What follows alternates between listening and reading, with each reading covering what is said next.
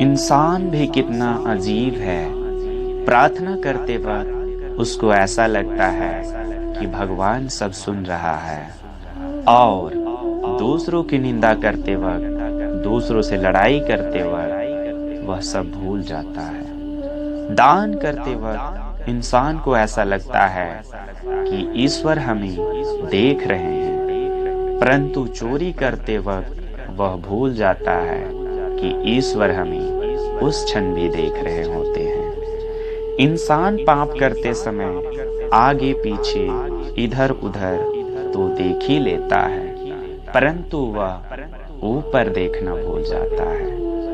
अक्सर हमें गंगा में इंसानों की भीड़ दिखाई देती है। जो कर्म को समझता है उसे धर्म को समझने की जरूरत नहीं।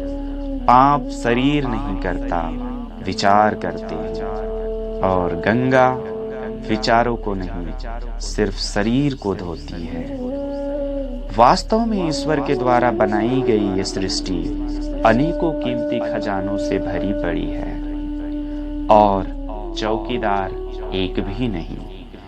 इस सृष्टि की व्यवस्था इतनी खूबसूरत है कि दुनिया में अरबों व्यक्तियों का आवागमन हर वर्ष होता है, परंतु यहाँ से कोई एक तिनका भी नहीं ले जा सकता।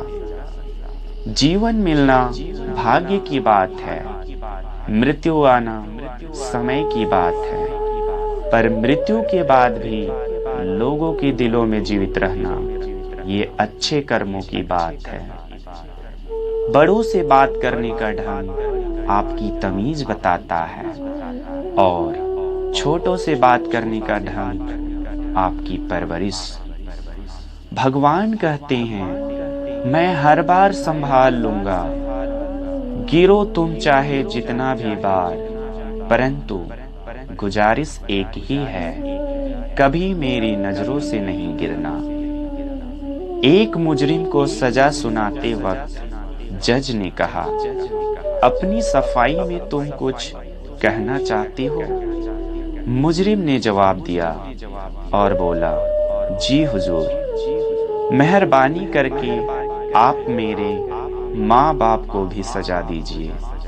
जज साहब ने हैरानी से पूछा, क्यों? मुजरिम ने कहा, जब मैं बच्चा था तो एक पेंसिल चुराई। मेरे माँ बाप के ये पता होते हुए भी उन्होंने कुछ नहीं कहा। फिर कुछ दिन बाद मैंने एक पेन चुराया, माँ बाप ने फिर कुछ नहीं कहा।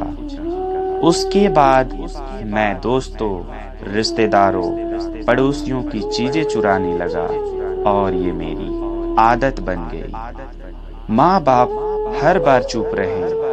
अगर उन्होंने सही वक्त पर पहली बार ही रोक लिया होता, सही नसीहत दे दी होती, या फिर एक थप्पड़ भी जड़ दिया होता, तो आज मैं एक डकैत ना होता, और आज मुझे उम्र कैद की सजा नहीं मिलती। ध्यान रहे, अगर बच्चों को उपहार ना दिया जाए तो वो कुछ देर के लिए ही रोएंगे, परंतु अगर अच्छा संस्कार ना दिया जाए तो वो जीवन भर रोएगा।